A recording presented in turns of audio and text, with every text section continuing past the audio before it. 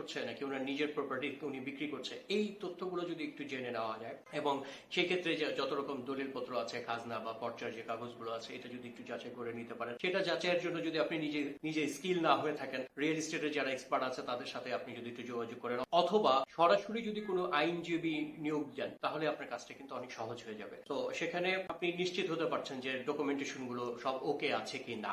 এরপরে যে বিষয়টা খুবই ইম্পর্টেন্ট, সেটা হচ্ছে আপনি যে অ্যাপার্টমেন্টটা নিচ্ছেন বা যে বিল্ডিং এর থেকে আপনি আপনার প্রপার্টি ক্রয় করতে চাচ্ছেন, সেই বিল্ডিং এর যে অনুমোদন গুলো দরকার, অ্যাজ লাইক রাজুকের অনুমোদন হতে পারে, বা যে এলাকায় যে অর্গানাইজেশন, যে সংস্থা থেকে অনুমোদন নিতে হয়, সেই অনুমোদন গুলো ঠিক আছে কিনা। অনুমোদনের ক্ষেত্রে আমি যদিও এর আগেও এই অনুমোদনের ব্যাপারে কয়েকটা ভিডিও তৈরি করেছি, তারপর আমি একটু উল্লেখ করে দিই। অনুমোদনের ব্যাপারে একটা জিনিস খুব ইম্পর্টেন্ট। সাপোজ ধরুন আপনি হয়তো একটা 1200 স্কোয়ার ফিটের ফ্ল্যাট কিনছেন, সেটার অনুমোদন কত স্কোয়ার ফিটের আছে, যে ওটা কি আসলে 1000 স্কোয়ার ফিটেরটা 1200 স্কোয়ার ফিট হচ্ছে, এটাও যদি হয় আপনি হয়তো ক্রয় করতে পারেন।